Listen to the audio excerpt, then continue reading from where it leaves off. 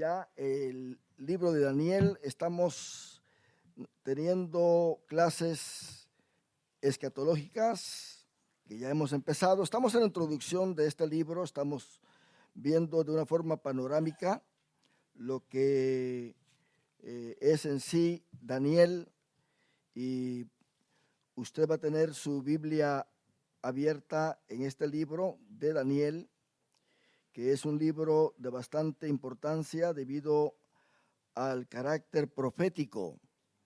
Y las profecías de Daniel se cumplen en una gran parte, en su mayor parte podría decir, en el tiempo de los macabeos.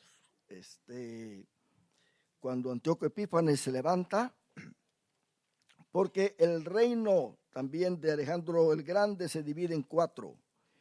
Y todo esto pues Daniel lo profetiza, y vamos nosotros a pasar por todo esto, mis hermanos.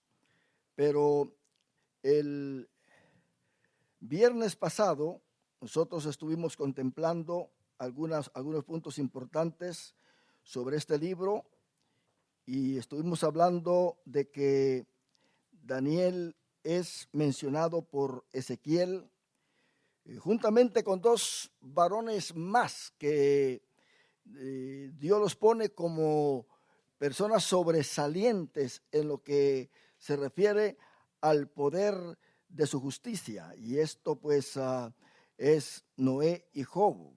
Como dice Ezequiel 14:14, si estuvieran en medio de ella estos 3 hombres, Noé, Daniel y Job, solo ellos por su justicia librarían sus propias vidas, dice Jehová el Señor. Qué importante esto, que Daniel es puesto con Noé y es puesto con Job.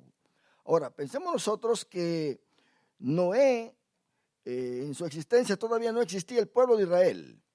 Era un gentil y está antes del diluvio.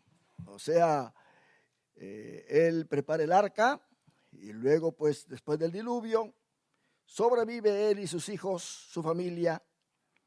De ahí pues viene la descendencia a través de sus 3 hijos. Tenemos a Cam, tenemos a Sem y tenemos a Jafet. Y la humanidad se divide en estas 3 líneas en sí. Cam, que representa, dijimos, la tecnología; Sem, que representa la religión; y Jafet, que representa la filosofía. Aparte de estas 3 divisiones en la humanidad, no hay otra más. El mundo se compone de estos 3. Se compone de tecnología, se compone de religión y se compone de filosofía. Dígame usted qué otra cosa. Cuando unimos lo que es la tecnología con la filosofía, aparece la ciencia. Y cuando unimos la filosofía, que es en sí, ¿verdad?, la parte griega que depende de Jafet, y lo unimos con la religión, aparece la teología. Y esto lo tenemos nosotros también en nosotros mismos, porque de esta manera el mundo tiene capacidad para crear con la tecnología, tiene capacidad para pensar lo que es en sí la filosofía, y tiene capacidad para adorar, que es la religión.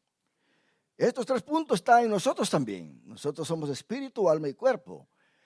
Con el cuerpo pues se puede crear, con el alma se puede pensar, y con el espíritu se puede adorar. Así que nosotros tenemos la capacidad, mis hermanos, como el mundo también lo tiene, pero lamentablemente está mal ahora, todo está distorsionado, como el hombre que está fuera de Cristo. No puede usar de una forma bastante coordinada estos 3 elementos que hay en la humanidad. El hombre tiene espíritu, por lo tanto tiene capacidad para adorar. El hombre tiene alma, por lo tanto tiene capacidad para pensar. Y tiene cuerpo, por lo tanto tiene capacidad para crear. Esto es importante que nosotros lo sepamos. La humanidad también es así. Entonces, hermano, vamos a pensar nosotros en la manera en que Cristo crecía también. Ahí en Lucas nosotros nos damos cuenta que Cristo creció en estas tres áreas, y estas son las tres áreas en que nosotros debemos de crecer también. En Lucas 2:52. Oiga bien lo que pasa acá. Y Jesús crecía en sabiduría. Esto es el intelecto. Note bien que el alma se compone de intelecto, de voluntad, de sensibilidad y de conciencia. Entonces, esos cuatro elementos están en el alma. Entonces, Cristo crecía en sabiduría. Quiere decir que tenía una intelectualidad divina, poderosa. Él sabía todas las cosas. Él era muy coordinado en su pensar. Y crecía en estatura. Ahí tenemos el cuerpo. ¿Se da cuenta? Tenemos el cuerpo. Y en gracia para con Dios. ¿Qué significa esto? Que su nivel espiritual estaba perfecto. ¿Cuál es el resultado del desarrollo coordinado de estos tres elementos en el ser humano?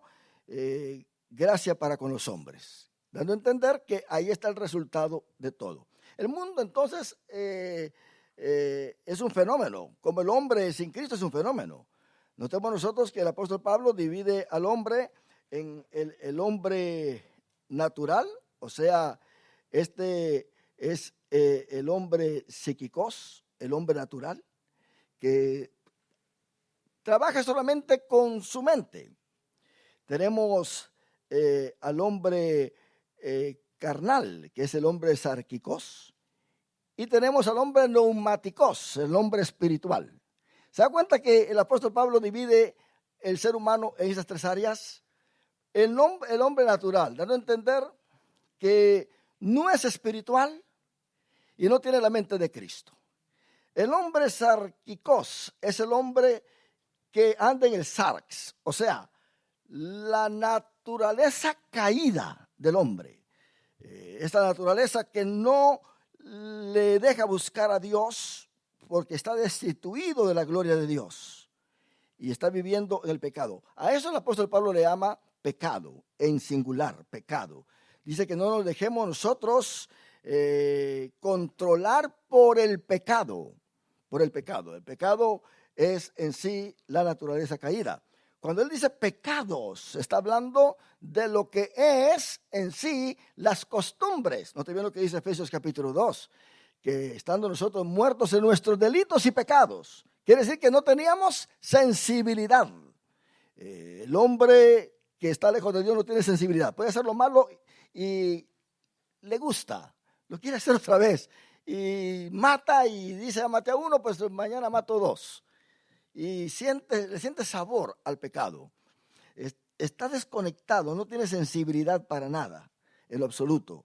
Pero Cristo, hermano, Dios nos resucitó a nosotros juntamente con Cristo y nos sentó juntamente con Él a la diestra del Padre, en los lugares celestiales. ¿Se da cuenta? Para que nosotros ahora tengamos sensibilidad. Cuando usted hace quizá un error tan pequeño, su conciencia es la primera que le habla. Le dice, has hecho mal. A esto San Agustín le llama la ley eterna en el ser humano. Y luego pues viene el Espíritu Santo y nos redarguye. Has hecho mal. Y esto, hermano, pues lo tenemos ahí, ¿verdad? Nosotros tenemos entonces estas tres divisiones. Y usted dirá, bueno, ¿y dónde está? Pues leámoslo. Ahí en 1 Corintios. Usted va a dar cuenta que aquí están las tres clases de hombres que están viviendo hoy día en el mundo. 1 Corintios, capítulo 2.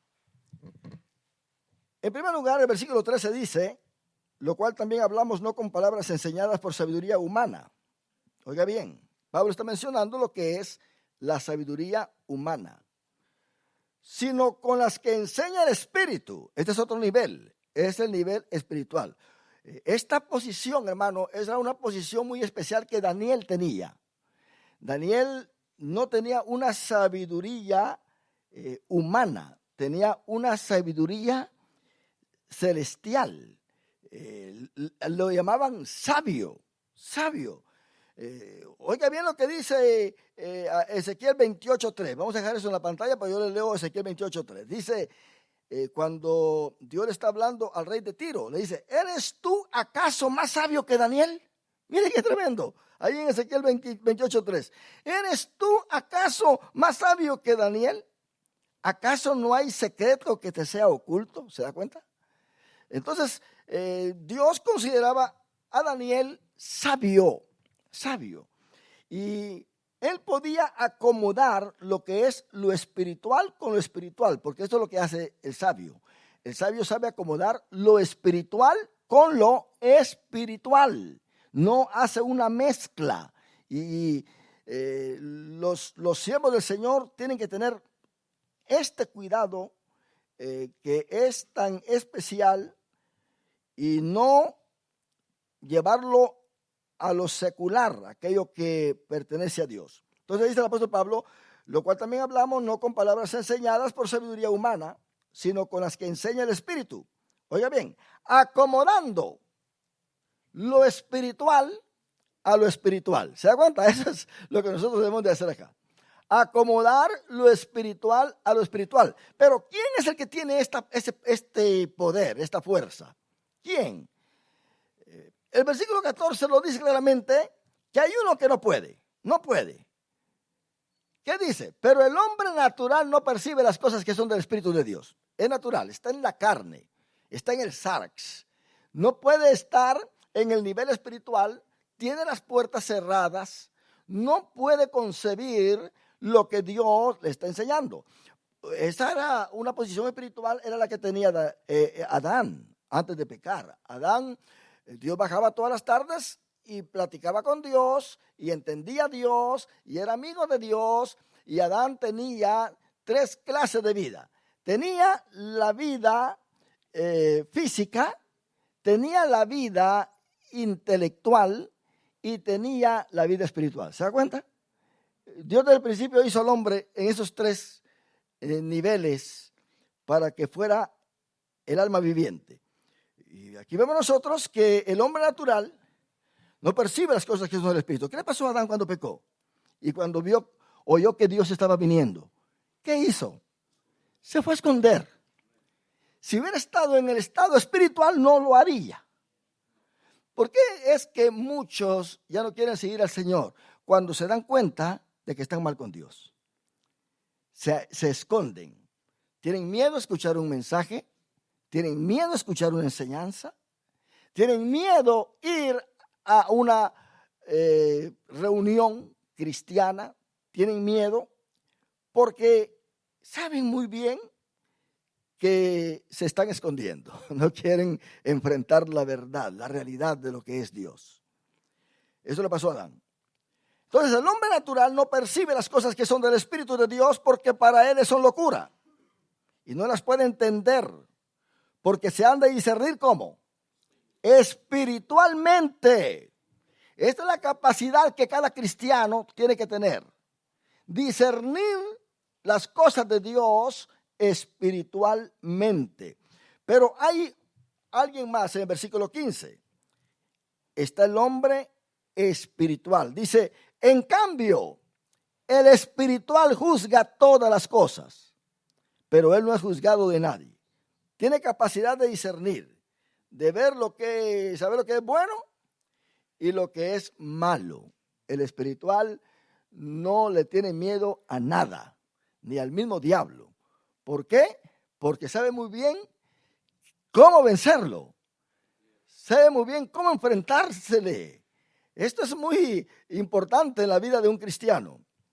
Entonces, hermano, ¿por qué el espiritual es espiritual? Versículo 16. Porque ¿quién conoció la mente del Señor? ¿Quién le instruirá?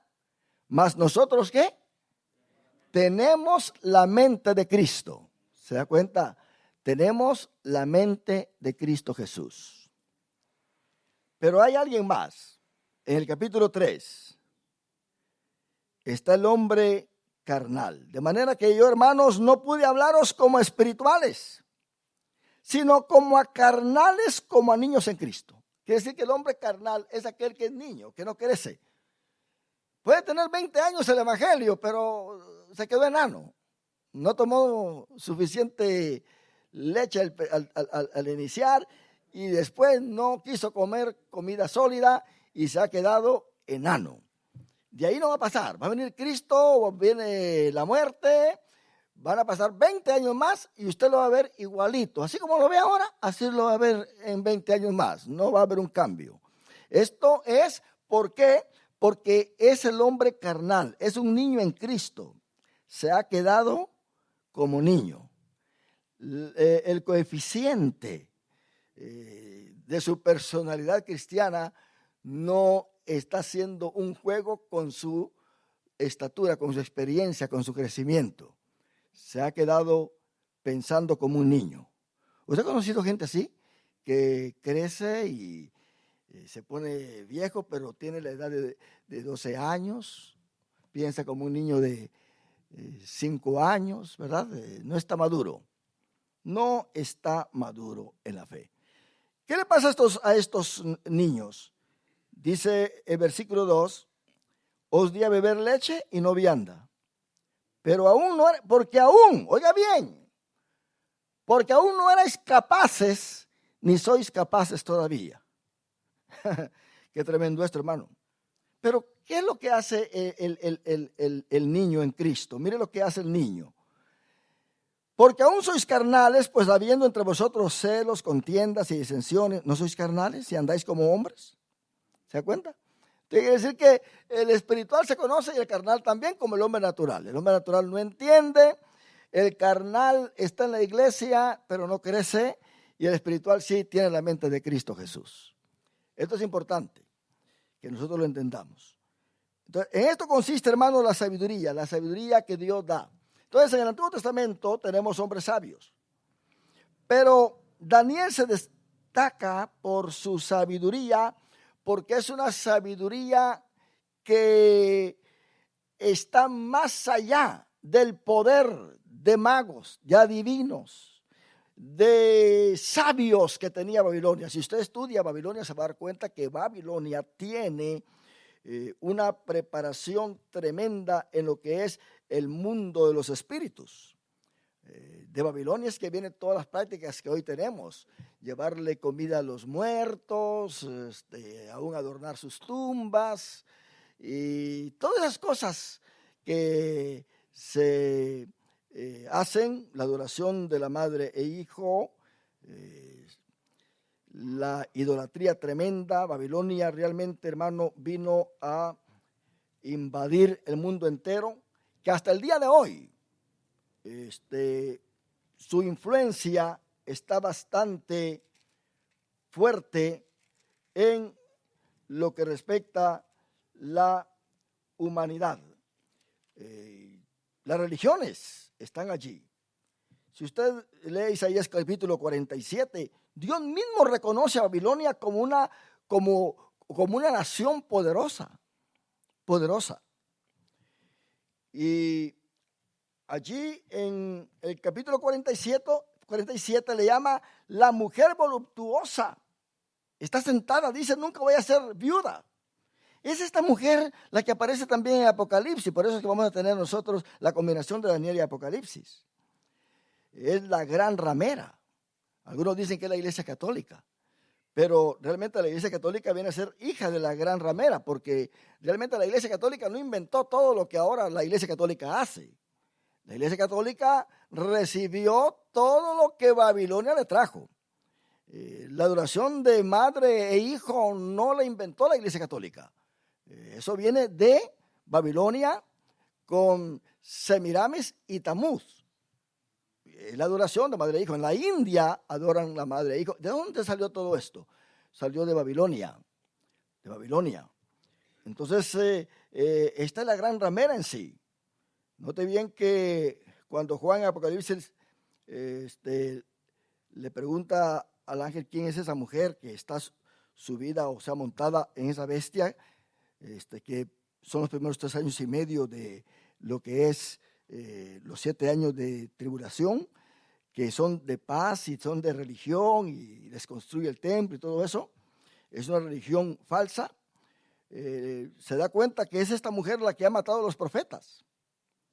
Ha matado a los siervos de Dios desde el principio. Y no te ven que la iglesia católica no estaba desde el principio. La iglesia católica viene del 300 para acá, en nuestra era. Si la iglesia primitiva estaba en su apogeo.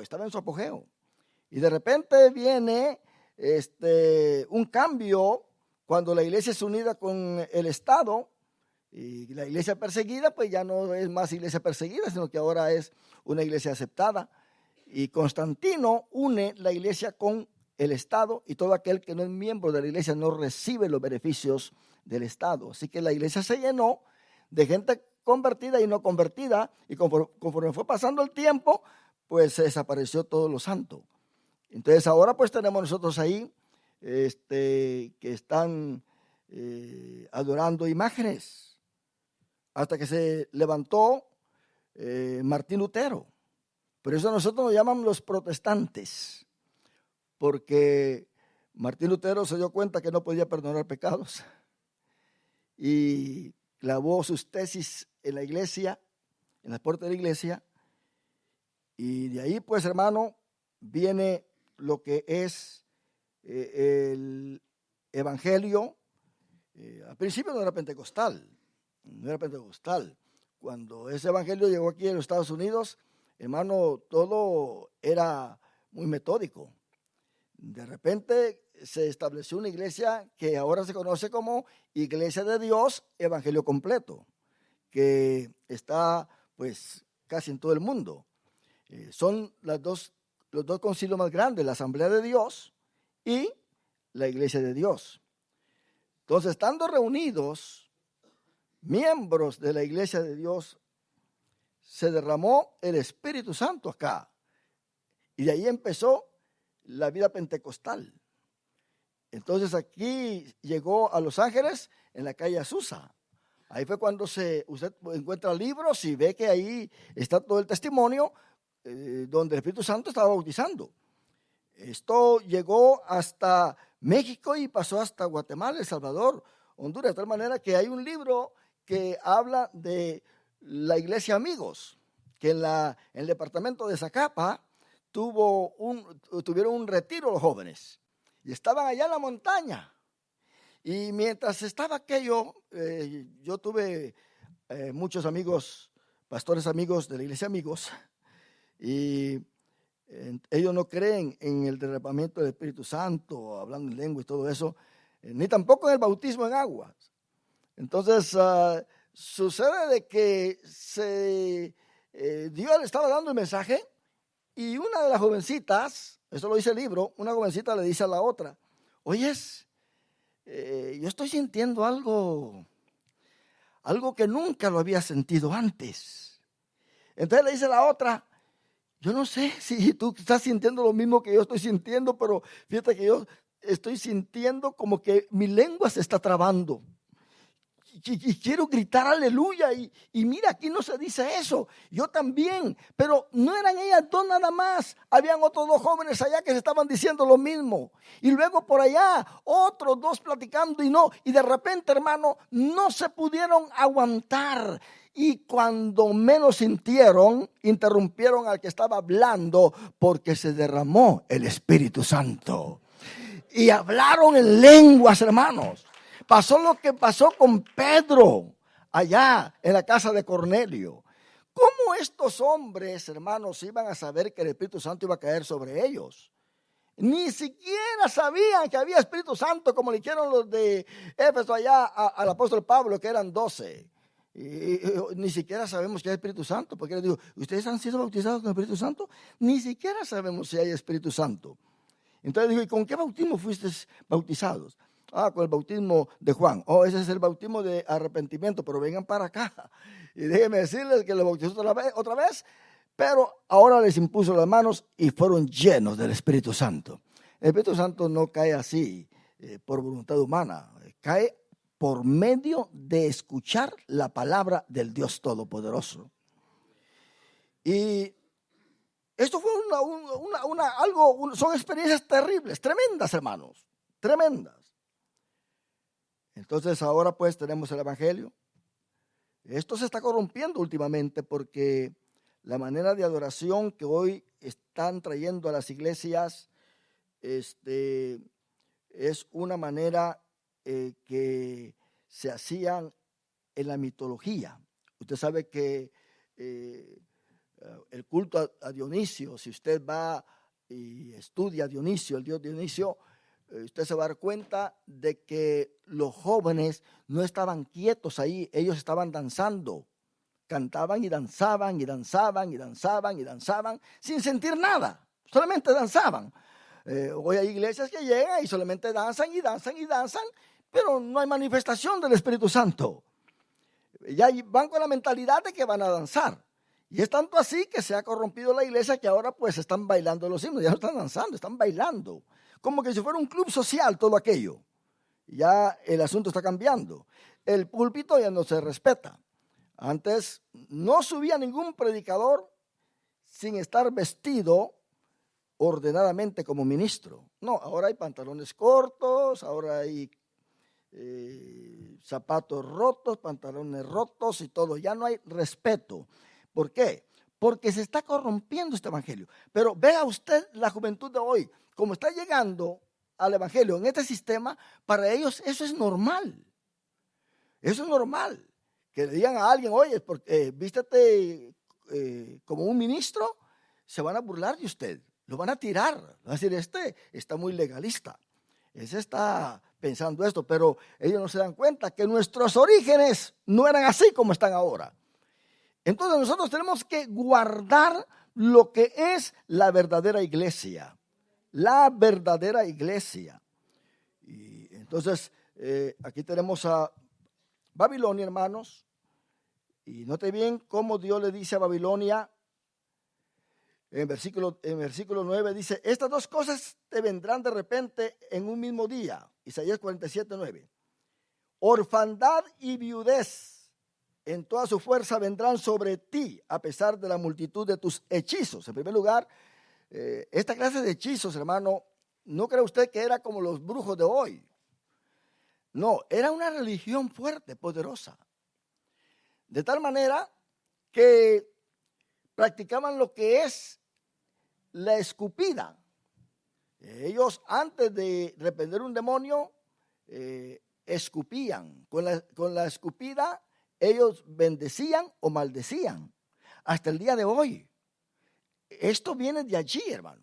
Usted sabe que cuando dos personas se pelean y ve una a la otra, tira una escupida y le hace así, como quien dice, te estoy humillando, ¿verdad?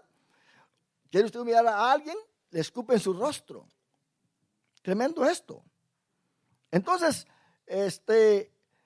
hasta hay un dicho que dice, el que para arriba escupe, en la cara le cae.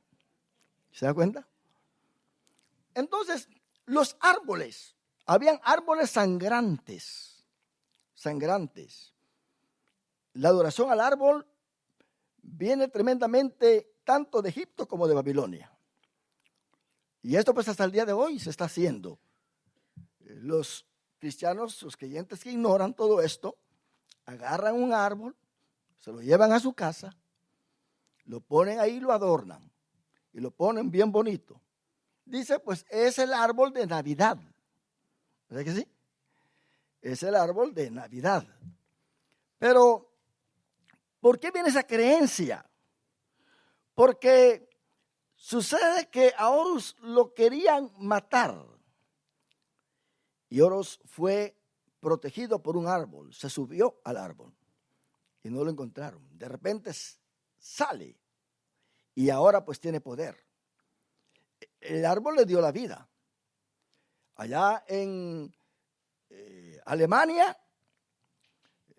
si usted lee bien su religión, ellos pues se van y más que todo en la antigüedad iban y adoraban a los árboles. Buscaban los árboles más altos en la montaña porque el árbol más alto para ellos era el que les convenía porque estaban más cerca del cielo. ¿Se da cuenta? O sea que tocaba el cielo. Y la gente subía para allá. Cuando la iglesia católica oriental quiso traer a esta gente, se dio cuenta que no había otra cosa más sino que traer el árbol a la iglesia. Traer el árbol a la iglesia para que no fueran a la montaña. Entonces, ¿qué pasaba? Pues todos iban a la iglesia porque el árbol estaba en la iglesia. Entonces, ahora, después de que el árbol estuviera en la iglesia, ya no se quedó en la iglesia. Ahora se lo llevaron a sus casas. Entonces, cada quien adoraba de verdad al árbol en su casa. Y como fue pasando el tiempo, pues todas estas costumbres de adoración al árbol se fue perdiendo porque la iglesia católica cambió de la adoración al árbol a la adoración a la Virgen, adoración a los santos que ellos pusieron. Y entonces ya ellos venían y adoraban a los santos. Pero la costumbre del árbol no se quitó. ¿Se da cuenta? Yo estoy seguro que algunos aquí siempre ponen el arbolito, ¿verdad? Pero es porque hay una ignorancia con respecto al poder idólatra que tiene eso en casa. Y esto, hermano, viene de Babilonia, viene de allí. ¿Acaso no dice la Biblia, ustedes que van y cortan el árbol en la montaña y luego lo traen a la casa? Ahora, si usted se da cuenta, ¿qué clase de árbol era el que adoraban? ¿Cuál cree usted que adoraban? El pino. ¿Se da cuenta? El pino. ¿Por qué el pino? Porque era un árbol recto. Era un árbol que equivalía a la justicia. No había torcidura ni nada. Adoraban al pino. ¿Y qué es lo que ahora están vendiendo para Navidades? A ver si van y agarran un palo de mango o algo, pues. Ahí es de pino usted. ¿Se da cuenta? Ahora, nosotros notemos que esta hechicería entonces no era sino que religión. Y de tus muchos encantamientos, Babilonia tenía mucho poder. ¿No te ven que Babilonia sabía dónde estaba el ejército enemigo? Conquistó a Egipto, luego se fue con las otras naciones y vino con Judá. ¿Quién le iba a hacer frente a Babilonia? ¿Quién? ¿No te ven que está representada por el león? Está representada por la cabeza de oro. Y ahora dice que el versículo 10, porque te confiaste en tu maldad. Para Dios era maldad todo esto. Diciendo, nadie me ve. Tu sabiduría y tu misma ciencia te engañaron. No te ven que le llama sabiduría y le llama ciencia. Y dijiste en tu corazón, yo y nadie más. La astrología, ¿de dónde viene? ¿Se da cuenta? ¿Se da cuenta? Están los sigurats. ¿Cuáles son los sigurats? Son torres de 12 pisos. Que en sí, hermano, es parte de la astrología. El horóscopo. Todo viene de allí. Babilonia fue la que realmente hizo el mapa en el cielo y pudo interpretar el futuro de las cosas. Usted sabe lo que le llaman ahora los reyes magos, que en verdad no eran reyes, pero sí eran magos. Entonces, los reyes magos, y hasta el nombre le dan. ¿Quién sabe el nombre de los reyes magos aquí? A ver. Melchor, Gaspar, ¿y quién? Baltasar. Bueno, ¿de dónde sacaron esos nombres? ¿Quién sabe? ¿Verdad? Pero la gente lo cree, ¿se da cuenta? La gente lo cree. Y por ahí, pues, parten hasta un pan o la ¿cómo le llaman? La rosca. ¿Verdad? Usted no ande practicando esas cosas porque va a partir el pan y le va a salir el diablo ahí. Usted tiene que tener mucho cuidado. Yo estoy diciendo esto para que usted se dé cuenta para dónde llevaron a Daniel. Yo quiero que usted se dé un cuadro de lo que es Babilonia. Yo no quiero empezar a hablar sobre Daniel porque si no nos quedamos en la misma. Queremos que A ver, ¿qué era Babilonia? Y vamos a estar hablando sobre puntos importantes sobre Babilonia. Y no era fácil para Daniel y sus amigos llegar a Babilonia, ser sabios, estar en el palacio, tener los privilegios que tuvo, llegar a tener poder y todavía no doblegarse. Qué tremendo, hermano. Esto requiere realmente una valentía poderosa. No, y los creyentes ven una cerveza, se doblegan fácilmente usted. Ven por ahí una mujer, se doblegan fácilmente. Pero con estos jóvenes no.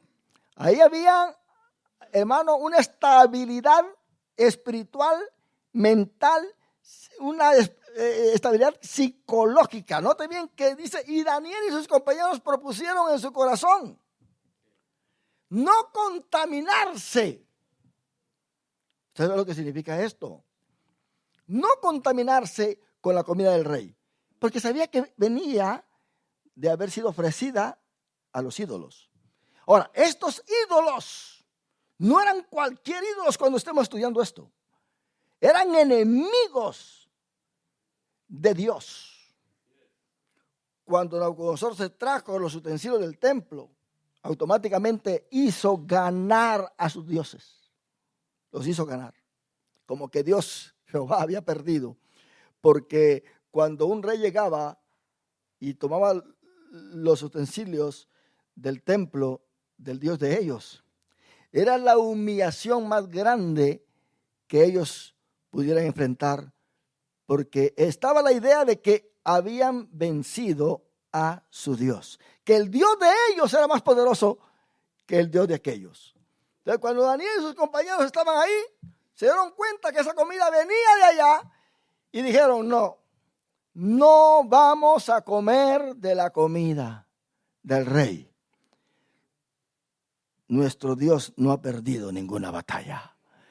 Vamos a quedarnos como campeones porque Él es el mismo de ayer, hoy y por todos los siglos. No ha perdido ninguna batalla. Vendrá pues, dice el versículo 11, sobre ti mal, cuyo nacimiento no sabrás. Caerá sobre ti quebrantamiento, el cual no podrás remediar. Y destrucción que no sepas vendrá de repente sobre ti. Estate ahora en tus encantamientos y en la multitud de tus hechizos, en los cuales te fatigaste desde tu juventud. Quizá podrás mejorarte, quizá te fortalecerás. Está la Paleobabilonia y está la Neobabilonia. Si usted estudia la Paleobabilonia, se va a dar cuenta cómo estos dioses que Babilonia reclama son los creadores del cielo y de la tierra. En sus escritos está el diluvio. Ahí pasa cómo, ahí cuentan cómo pasó el diluvio, pero mencionan a Ea. Ea, bueno, ellos dicen que es el mismo Ya o Ja, como usted lo lee en los Salmos, que es Jehová, que es el mismo, pero que le cambiaron el nombre. Pero la manera en que lo relacionan, la manera en que Ea se comporta, no es Jehová. La Biblia a mí no me dice que Jehová no sale huyendo, que Jehová no duerme, que Jehová nunca es vencido, ni se anda escondiendo. Ea se anda escondiendo. Entonces, Ea no puede ser el mismo Jehová. Lo mismo pasa con Alá. Que dice, no, Alá es el mismo Jehová. No, no es el mismo. Dios mismo se ha dado su nombre. Dice a Abraham en el capítulo 6 de Éxodo, dice a Moisés, mira Moisés, a Abraham me le manifesté como el Shaddai, como el Dios omnipotente, el Dios todopoderoso. Pero a ti yo me estoy revelando como el yo soy, como Jehová. ¿Y se da cuenta? Él nunca dijo Alá. No, nada de eso. Estos son orígenes que no vienen de Dios. Entonces, hermano, te has fatigado en con muchos consejos, versículo 13, comparezcan ahora y te defiendan los contempladores de los cielos, los que observan las estrellas, los que cuentan los meses para pronosticar lo que vendrá sobre ti. Estos eran hombres poderosos. Estos eran hombres que estudiaban las estrellas y sabían lo que venía el día de mañana. Y Babilonia podía librarse, pero Dios le dice, yo voy a venir y te voy a demostrar que tus hechizos, que tus encantamientos, que tu ciencia, que tu sabiduría, que tu consejo, que tus astrólogos, que tus sabios, que tus adivinos, que tus magos no van a darse cuenta el día que yo llegue. ¿Por qué dice Dios así? Porque Él es el creador de todo.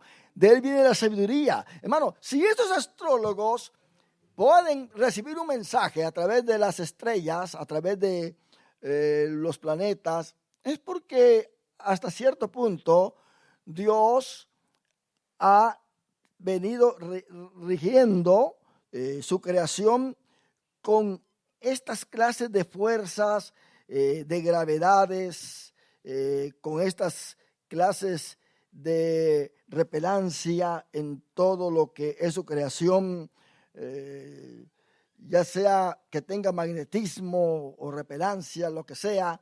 Dios está envuelto en todo esto y el hombre puede interpretar, el hombre puede saber cosas.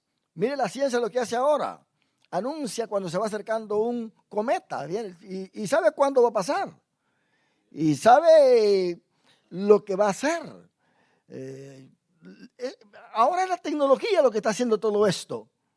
Si usted se da cuenta, antes de que viniese esta palabra, Dios hablaba a través de lo que son las estrellas, las constelaciones.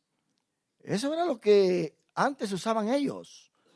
Pero cuando vino la palabra, hermano, todo esto se canceló porque ya estaba la palabra aquí en medio de su pueblo. A esto se refiere el Salmo 19. Si usted se da cuenta, en el Salmo 19 hay dos divisiones. Del 1 al 6 es la creación de Dios lo que le está enseñando a esta gente. Es la creación de Dios. Y del verso 7 al 14, ya es la palabra de Dios. De tal manera que ya no necesitamos ir a los astrólogos, ir allá a las estrellas, a ver qué es lo que la estrella está diciendo. Es cierto, le avisó a los magos que venían del oriente. Ellos pudieron recibir el mensaje de que el Mesías había nacido. Ellos pudieron leer esto. Eran sabios, no cualquiera lo puede hacer. Pero ellos pudieron leerlo, pudieron descifrar. Su estrella, le dijeron a Herodes, su estrella hemos visto. Si usted se da cuenta, ahora que le dije esto, cuando lea el Salmo 19 le va a ser de más bendición, porque sabe muy bien lo que está leyendo. Mire, del 1 al 6, Dios habla a través de la creación. No hay palabra escrita, no hay palabra revelada, pero sí, la creación de Dios, como dice Romano, que Dios mostró su poder y su bondad a través de lo creado, a través de lo visible. Antes era invisible, pero a través de lo visible, Él manifestó su poder y su bondad. Entonces acá, oye bien cómo empieza este salmo. Dice, los cielos cuentan. Esto no es un asunto nada más de pensamiento. Es que decían, hablaban, comunicaban. Los cielos cuentan la gloria de Dios y el firmamento anuncia las obras de sus manos. Pero esto solamente lo podían detectar y percibir aquellos que se ocupaban en recibir ciertos mensajes de allá. ¿Se da cuenta? ¿Usted sabe el Kabbalah judío? El Kabbalah tiene 10 sefirot. Sefirot quiere decir manifestaciones. los judíos, ellos pues, quizás hasta el día de hoy lo dicen que a Dios se le conoce a través de estas 10 manifestaciones. La primera se divide de 3 grupos, de 3, y el último, que es el reino, que es lo que es el reinado de Cristo en esta tierra. Pero nosotros podemos ver que ellos dicen que aparte de estas manifestaciones no se puede conocer a Dios. Si usted se da cuenta, en el Antiguo Testamento, cuando venían los profetas, así como David, que oraba a Dios, venía mencionándole estas manifestaciones. Y aún en Apocalipsis vemos nosotros que dice, porque tuyo es el poder, la honra, la gloria y la alabanza, y le dan el número de estas manifestaciones. Entonces dice que el Kabbalah trae estas manifestaciones. Tenemos lo que es la sabiduría, lo que es el entendimiento y la inteligencia. Ellos dicen que con estos 3 Dios creó los cielos y la tierra. ¿Y acaso no es cierto? Claro que sí. Lea el Salmo, lea Proverbios capítulo 8, se va a dar cuenta que ahí está la sabiduría actuando. Ahora, y luego viene el otro grupo de 3. El otro grupo de 3, nosotros vemos que contiene el amor, la disciplina y la belleza. ¿Por qué? Porque para que surja belleza, tiene que haber amor y disciplina. Si no hay amor y disciplina, no hay belleza. ¿Se da cuenta? Quiere decir que para aquel que está esculpiendo algo, tiene que soportar esa parte que está creando, ¿verdad? O sea, lo que esté creando ahí sobre algo. Ese es el amor. Pero esos pincelazos que le da, ¿eso qué es? La disciplina. Entonces, las dos en combinación, al terminar la obra, ¿qué va a pasar? Va a haber una belleza, ¿verdad que sí? Va a haber una belleza. Entonces, por eso dice la Biblia que Dios al que ama, disciplina, lo castiga. ¿Para qué? Para que haya belleza. Si Dios con nosotros, hermano, no trabajara en esas 2 áreas, no hay belleza en nosotros. Si usted voltea a ver al que está a su lado, se va a dar cuenta que lo ve con esa belleza, porque ha pasado, ¿verdad? Ahora, si lo ve feo es porque no se ha dejado. No se ha dejado. Entonces dice, ahora, vea bien la reacción que tiene esta creación. Un día emite palabra a otro día, y una noche a otra noche declara sabiduría. ¿Se da cuenta la conexión que hay entre un día a otro día, entre una noche a otra noche? En otras palabras, hay una escala, hay una comunicación, hay algo, hermano, que está ahí fijado. Y nosotros vivimos en este stream, en esta corriente. Nosotros vivimos en esto. Nosotros tenemos que entender esto. Ahora, luego dice, no hay lenguaje, ni palabras, ni es oída su voz. ¿Quién? No hay palabras, no hay nada. Ese es asunto, hermano, de inteligencia del hombre. ¿Se da cuenta? Entonces, en el Kabbalah está esto también, que Dios se ha manifestado, y está el otro grupo de 3 que tiene que ver con la gloria, que tiene que ver con la honra y que tiene que ver con el poder. Y por último tenemos el reino. Ahora, pero si usted se da cuenta ahora, vaya usted a las tiendas donde venden libros y se va a dar cuenta que va a encontrar libros del Kabbalah. Lo va a encontrar, el Kabbalah. Bueno, yo creo que como nosotros no somos judíos, le decimos Kabbalah, pero en sí, si un judío lo pronuncia, le va a decir Kabbalah, porque viene del Lekabel. Lekabel quiere decir conseguir, tomar. En otras palabras, usted dice, ¿Efshar Lekabel café? ¿Me permite tener café? ¿Me permite tener un café? ¿Efshar Lekabel café? Entonces usted está diciendo, ¿me permite tener un café? O algo, ¿verdad? Es una forma de pedir. De ahí viene la palabra Kabbalah. ¿ok? Que es en sí las manifestaciones, o sea, el obtener, el recibir. Uno recibe de Dios estas 10 manifestaciones. Ellos dicen, a Dios se le conoce a través de esas 10 manifestaciones. Pero note bien, nosotros cristianos ya no estamos con el Kabbalah, porque tendríamos que ir a estudiar el Kabbalah ya con los judíos. Y posiblemente nos equivocamos y nos vamos con los astrólogos, porque usted encuentra los libros de Kabbalah y son pura astrología babilónica lo que hay allí. Interpretaciones malignas del Kabbalah, la han tergiversado completamente. Ahora son los brujos, los astrólogos, los adivinos, todos los que están usando el Kabbalah. Pero déjeme decirle algo. ¿Por qué esta gente está usando el Kabbalah? Porque ha rechazado a aquel que vino a ser visible al Dios invisible. Él es el Logos. ¿Sabe por qué Jesús se llama Logos? Hoy lo va a entender. Porque en Él están estas 10 manifestaciones de Dios. Y el que tiene al Hijo, tiene al Padre. El que recibe al Hijo, recibe al Padre. El Hijo es el que trae al Padre. Él dijo, mi Padre y yo vendremos y moraremos en Él. ¿En quién? En aquel que lo recibe. En otras palabras, ya no necesitamos estudiar las 10 manifestaciones, porque estas 10 manifestaciones ahora están concentradas en una sola persona que se llama Jesucristo, el Hijo de Dios. El que tiene a Jesús tiene la mente suya. A eso se refiere el apóstol Pablo. Pablo se refiere a que nosotros demos la mente de Cristo.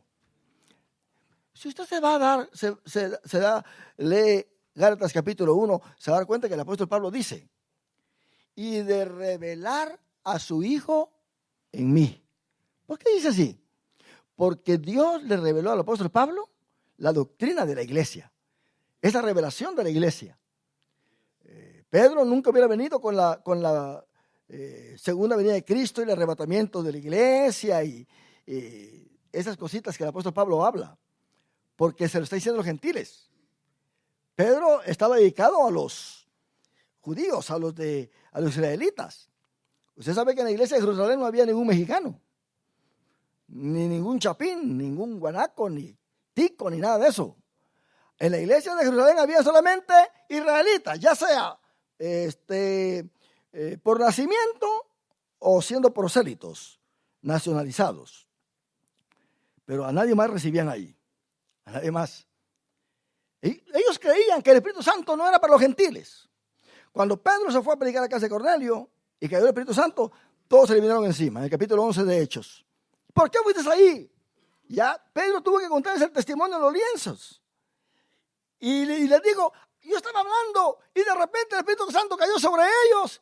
Y no, dije, bueno, ¿y quién soy yo? Pues ahora no puedo hacer nada, ahora lo voy a bautizar. No te ven que Pedro estaba quebrando sus propias reglas. Porque le digo a los judíos que para que recibieran el Espíritu Santo se tenían que bautizar primero. Pero cuando se fue con Cornelio, recibieron el Espíritu Santo sin ser bautizados en las aguas. Y dijo Pedro, bueno, pues ¿ahora qué? Ya están bautizados con el Espíritu Santo y los bautizó en las aguas. Y se los contó a los judíos, a los israelitas de Jerusalén. Y dijo, de manera también que los gentiles pueden recibir el Espíritu Santo. ¿Se da cuenta? ¿Acaso no es ese el cumplimiento de lo que le dijo Dios a Abraham? En tu simiente, en Cristo, serán benditas todas las naciones. ¿Y qué dice Pablo? ¿En qué consiste esta bendición? En que recibimos el Espíritu Santo. ¿Se da cuenta? Somos conectados a este buen olivo. Ahora, aquí entonces vemos que no hay voz, no hay nada. Es solamente la creación. Pero vean lo que dice. Por toda la tierra salió su voz. Y hasta el extremo del mundo sus palabras. No hay lenguaje, no hay palabra, no hay nada. Pero por toda la tierra salió su voz y luego sus palabras. ¿Qué quiere decir esto? Esta voz y estas palabras solamente las escuchan los entendidos.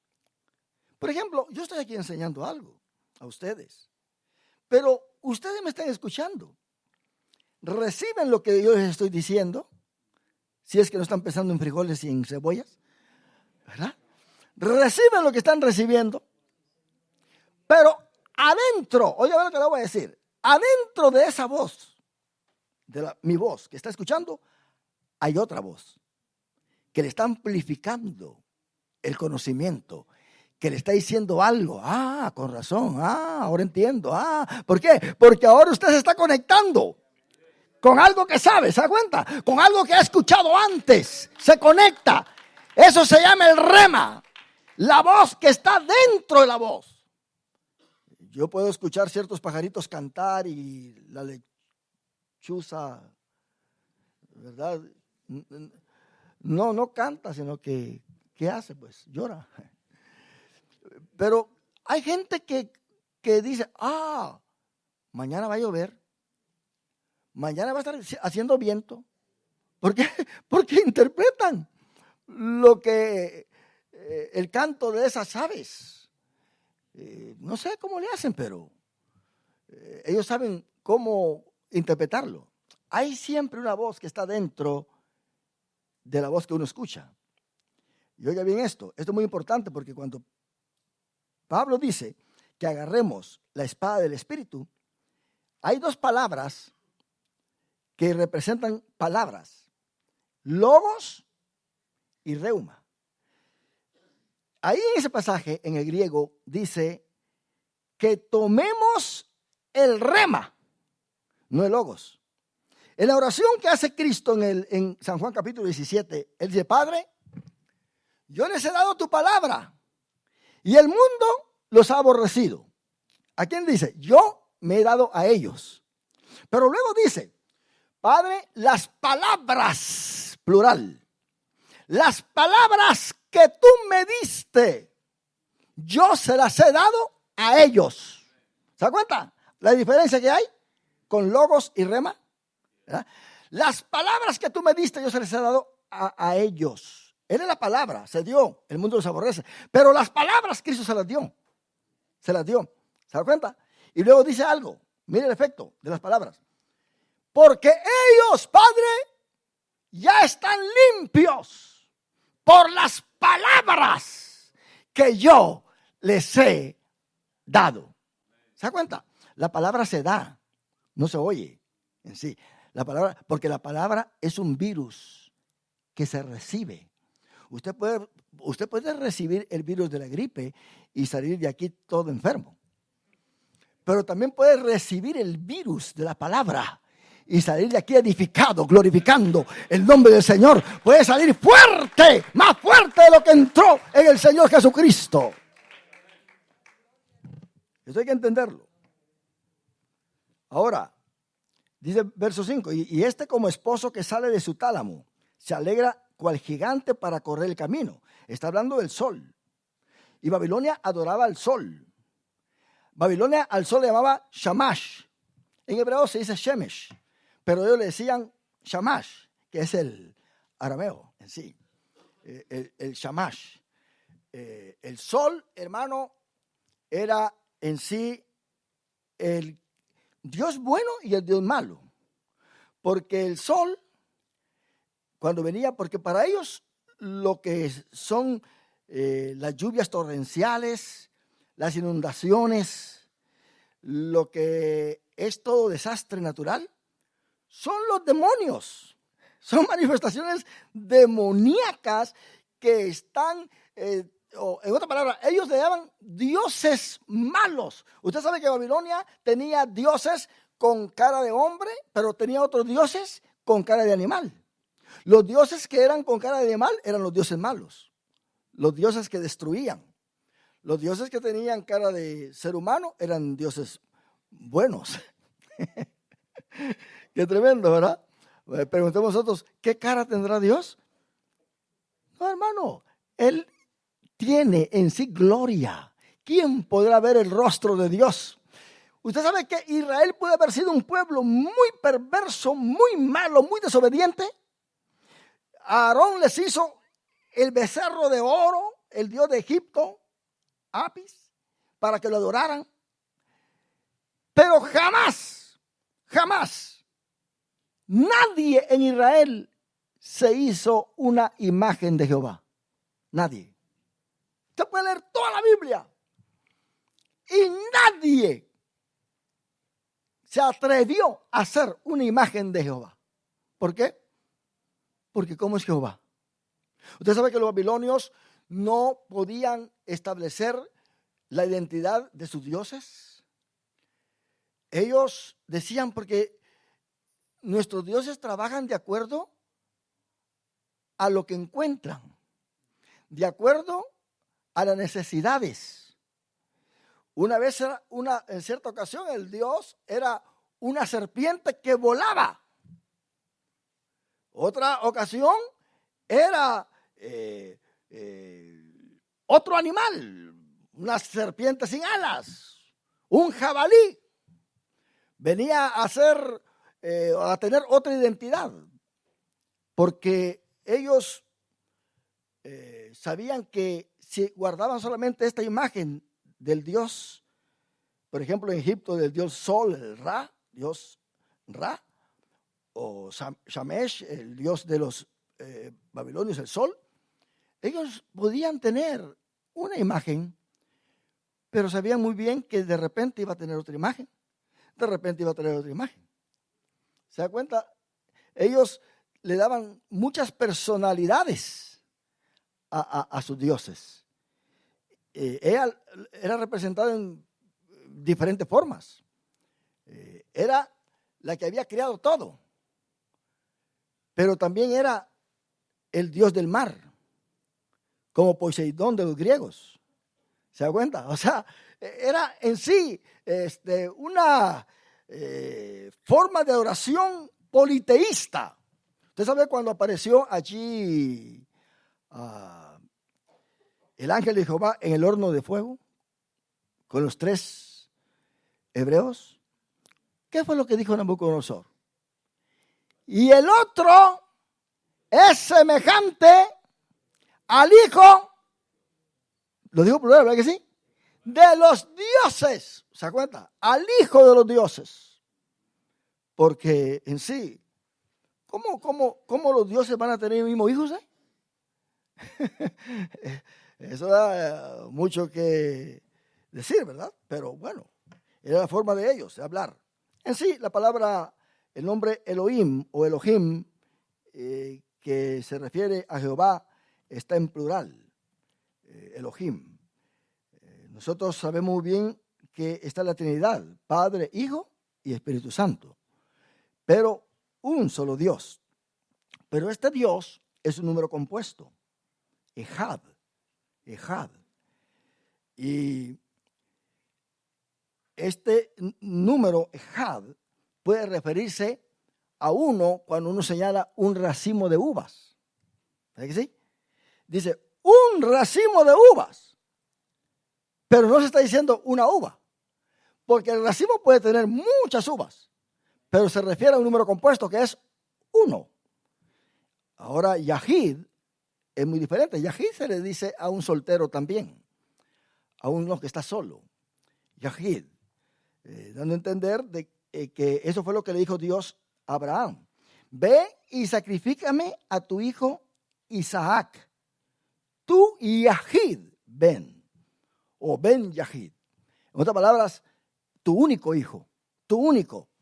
Esta expresión la usa el Espíritu Santo en inspiración en San Juan. Porque de tal manera amó Dios al mundo, que ha dado a su hijo, ¿qué?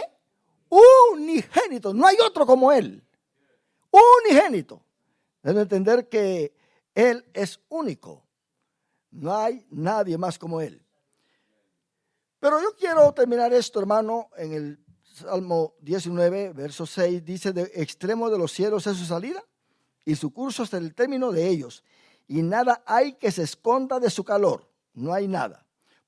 Por eso es que Dios creó al sol, o sea, manifestó el sol en el 4º día.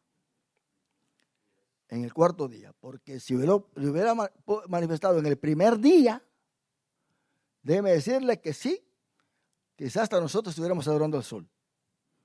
Pero lo bueno es que hay otro sol que se llama el sol de justicia. Que dice que cuando aparezca el sol de justicia, saltaremos como becerros de la manada. ¿Quién es el sol de justicia? Cristo Jesús. En la nueva ciudad, en la nueva tierra, en el nuevo cielo, no habrá sol ni luna. ¿Quién será el sol? ¿Quién será la lumbrera? Va a ser Cristo, ¿se da cuenta? Por eso a Él hay que adorarlo, no adoremos a ese sol. A Jesús hay que adorarlo, es el verdadero sol de justicia. Ahora, note bien el cambio que en el Salmo 19 hay. Del 1 al 6, Dios hablando a través de la naturaleza, de su creación. Pero note bien ahora el salmista David a lo que se refiere y lo haya más dulce que ese mensaje que recibe de las estrellas, del cielo, de la creación. Dice el verso 7, la ley de Jehová, ahora tiene su ley, es perfecta, que convierte el alma. Quizás aquel mensaje no convierte solamente para dar sabiduría, porque hay gente que está llena de sabiduría pero no está convertida. ¿Usted ha visto esto, verdad que sí? La ley de Jehová es perfecta, que convierte el alma. El testimonio de Jehová es fiel, que hace sabio. No al astrólogo, no al sabio, no a aquel que tiene que entender todo. ¿Hace sabio a quién? Al sencillo. Sepa leer o no sepa leer. Tenga la suficiente madurez espiritual o todavía no la tenga. Cuando lee esta palabra, lo empieza a ser sabio. Sabio, sabio, sabio. Y estas palabras empiezan entonces a cambiar su vida. Por eso dijo Jesucristo, escudriñad las escrituras, porque a vosotros os parece que ya tenéis la vida eterna. Pídele a Dios, si no lee la Biblia, pídele a Dios que te dé deseo de leer la Biblia. No vengas al altar acá diciendo, Señor, cámbiame. Señor, quiero cambiar. Señor, quítame las malas palabras. Señor, quítame, Señor, este vicio. No vengas a orar así. Lee la Biblia. Ora adorando a Dios y lee la Biblia. Y vas a ver cómo tu vida va a cambiar. ¿Cuántos adoramos a Dios por Él?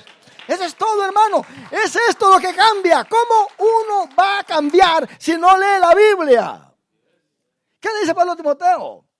Ocúpate en la lectura. Estas palabras te pueden hacer sabio. ¿Se da cuenta? No solamente para predicar, sino para la administración de una iglesia. Entonces, la ley de Jehová es perfecta, que convierte el alma. El testimonio de Jehová es fiel, que hace sabio al sencillo. Yo quiero decirles algo, aquí hago un paréntesis. Cuando usted esté meditando en esto, piense en estos 4 jóvenes hebreos. Déjenme decirle, si ellos no hubieran tenido conocimiento de la ley de Jehová, ¿cree usted que hubieran tenido el atrevimiento de hacer lo que hicieron? ¿Qué fue lo que a ellos les dio el poder, el vigor de plantarse y decir no a los ídolos? La ley de Jehová. Lámpara es a mis pies tu palabra y lumbrera mi camino. Nadie puede tener esa lámpara fuera de este libro. Luego dice, los mandamientos de Jehová son rectos, que alegran el corazón. Eso es algo tremendo, hermano. Esto es como el vino que hizo Jesús, que el maestrasala lo probó y dijo, wow, siempre el último vino es de menos grado que el primero, pero este es mejor que el primero. Qué tremendo, ¿verdad? Porque usted sabe que los griegos al alcohol le llaman espíritu. En otras palabras, la expresión ser lleno del espíritu. Los griegos lo usaban para decir ser lleno de alcohol. El alcohol es espíritu para los griegos. De los griegos viene la palabra neumáticos. Por eso Pablo la toma. Pablo agarra la filosofía griega y la toma acá. No es que está presentando a un Cristo mitológico, sino que está agarrando aquel concepto y lo pone en el lugar perfecto. ¿Se da cuenta? En el lugar perfecto. Muchos critican al apóstol Pablo, que dice el apóstol Pablo, él trajo la mitología, y ni anduvo con Jesús, y esto y lo otro, y luego agarró lo que le pertenecía a los dioses griegos, y se lo atribuyó a Jesús, y ahora pues nos ha metido a nosotros eso en la cabeza. Y luego le llamó cristianismo. El apóstol Pablo se inventó el cristianismo. El apóstol Pablo nunca se inventó el cristianismo, usted. allá en Antioquía de Siria, le llamaron a los del camino, porque antes le llamaban del camino, ¿verdad? Le llamaron cristianos por primera vez. ¿Por qué cristianos? Porque seguimos la doctrina de Cristo. Si usted sigue a Buda, ¿cómo se va a llamar? Budista. Si sigue a Mahoma, ¿cómo se va a llamar? ¿Ah? Islam o mahometano. O Mohammed. Bueno, Mohammed es un hombre. El punto es esto, de que porque seguimos a Cristo es que somos cristianos.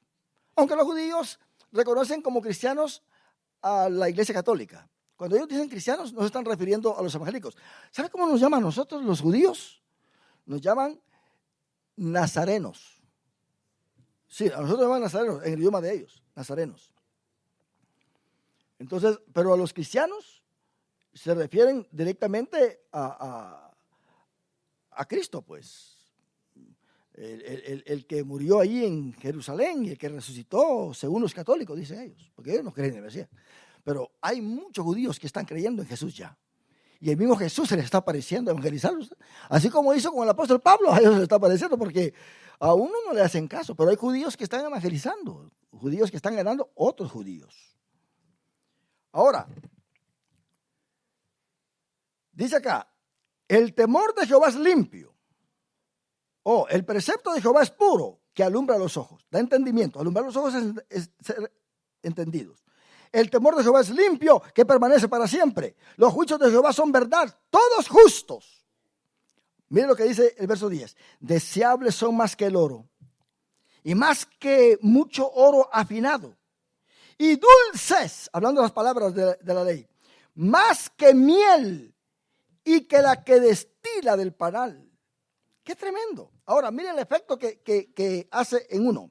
Tu siervo, además, es amonestado con ellos. En guardarlos hay grande galardón. Noten bien, lo que se interpretaba del cielo era nada más algunos mensajes, pero que esos mensajes no tenían que ver nada con la salvación. ¿Me está entendiendo? No tenían nada que ver con la salvación. Eso es lo que pasa cuando hay muchos creyentes, porque yo quiero siempre hacer la diferencia. A veces me equivoco y menciono uno y el otro, pero en mi concepto es esto. El cristiano es aquel que verdaderamente es un hijo de Dios, que está transformado, tiene una vida nueva, se va al cielo. Ese es el cristiano. El creyente es el que es miembro de la iglesia. Puede venir todos los días a los cultos, hacer cualquier cosa, pero allá afuera no es nada. No da testimonio de su fe. Puede ir a los cines, a los bailes, puede andar allá haciendo cosas y en la noche estar cantando acá. Paz, paz, cuán dulce paz, ¿verdad? Pero ese es el creyente. Pero el cristiano es diferente. Ahora, note bien. Tu siervo es además amonestado con ellos, en guardarlos hay grande galardón. Una pregunta, ¿quién podrá entender sus propios errores? ¿Quién? A ver si nosotros podemos entender nuestros propios errores. Quizá alguien se enojó este día, quizá alguien hizo, pero tiene razón. Al salir del culto va a continuar. Allá el pleito en la casa porque tiene razón, es que yo tengo que arreglar ese problema. Es que se me olvidó decirle esto. Al salir se lo digo porque no voy a dormir tranquilo si no se lo digo. ¿Se da cuenta? O sea, ¿quién podrá entender sus propios errores? ¿Quién? Pero ¿sabe cómo uno puede entender sus propios errores? Con la palabra. La palabra le dice todo a uno. Y luego dice, líbrame de los que me son ocultos. Preserva también a tu siervo de las soberbias, que no se enseñoreen de mí. Entonces seré íntegro y estaré limpio de gran rebelión. Ahora viene lo que emana de nosotros, porque ya entró la palabra, ahora tiene que salir la palabra de nosotros. Sean gratos los dichos de mi boca y la meditación de mi corazón delante de ti, oh Jehová, roca mía y redentor mío. Entonces, eso era Babilonia, hermano. Babilonia, estrellas, astrología, hechizos, adivinación, magia. Y guarde esto en su corazón, porque todo esto en el estudio que vamos a tener de Daniel, lo vamos a ver. Y vamos a ver hasta dónde Dios hizo que Daniel escalara sobre todo lo que es la ciencia, la sabiduría de Babilonia. Y aquel hombre que se creía el más grande de todos los reyes, que era el rey de reyes, era el árbol en el cual todas las aves venían y anidaban, le daba sombra a todos los demás. La gran Babilonia que yo edifiqué, dijo, ¿verdad? Ese hombre, ¿a dónde lo mandó Dios? Al campo. Dice que le cambió su corazón humano en un corazón de bestia. Le canceló el alma. Lo dejó solamente con lo que es la vida física, la vida natural y sus instintos. Porque la vida espiritual, media vez el alma no esté activa, no tiene comunicación, está neutral. Qué tremendo esto. Y yo termino esto diciendo, porque mencioné a Adán.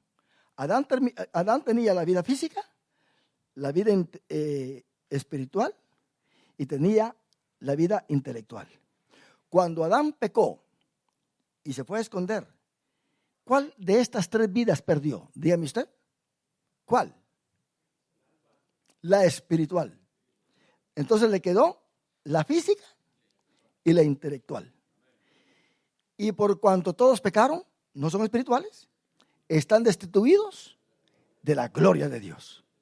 ¿Qué vino a hacer Jesús? A reconciliarnos con el Padre, para que nuestra vida espiritual, que está muerta, ahora resucite juntamente con Él. ¿Cuántos adoramos a Dios?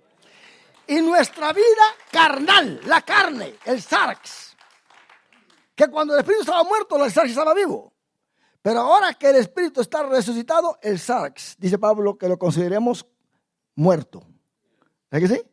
De tal manera que el espíritu tiene que tener más poder que el sarx ahora. Antes el sarx dominaba todo, pero ahora es el espíritu el que domina todo. ¿Por qué? Porque aquí está el Espíritu Santo también.